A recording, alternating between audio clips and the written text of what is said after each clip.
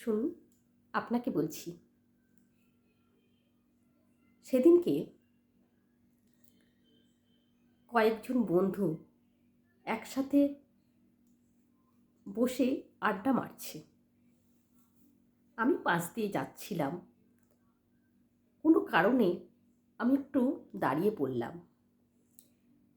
কিছু কথা আমার কানে আসাতে আমি একটু কৌতূহলবশতই দাঁড়িয়ে পড়লাম।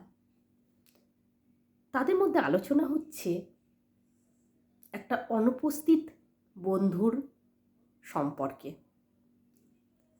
সবাই না, প্রথমে একজন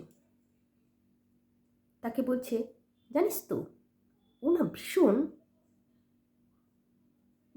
স্বার্থপর টাইপের আছে, জানিস। মানে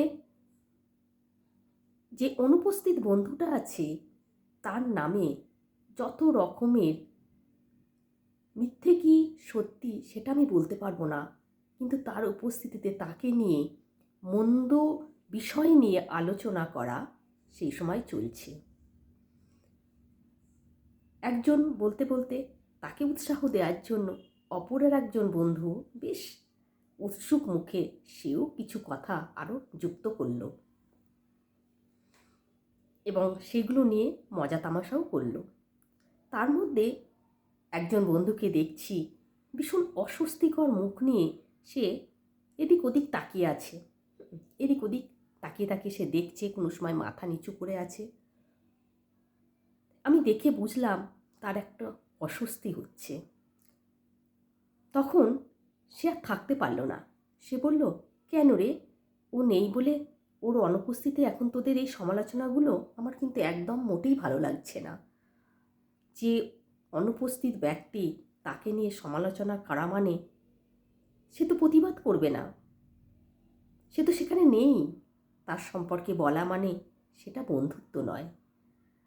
তখন আমি তাকে দেখে ভাবলাম, এই একমাত্র এতগুলো বন্ধু নামেই বন্ধু, কিন্তু এই মানুষটি প্রকৃতই বন্ধু, যে সেই বন্ধুটির অনুপস্থিতিতে তার সম্বন্ধে যখন এই বিদ্রূপপূর্ণ মন্তব্যগুলো যখন আসছে ধেয়ে, তখন সে কিন্তু একটা মানুষ যে প্রতিবাদ করে উঠল, যে তার ভালো লাগছে না সেটুকুন বলার সাহসটা সে দেখালো। সে কিন্তু ভয় পায়নি যে আমার বন্ধুত্ব ভেঙে যাবে বা আমার বন্ধুত্ব নষ্ট হয়ে যাবে, কিন্তু তার অনুপস্থিতিতে সে যে তার বিরক্ত লাগছে বা প্রতিবাদ করছে, এটাই কিন্তু প্রকৃত বন্ধুর উদাহরণ।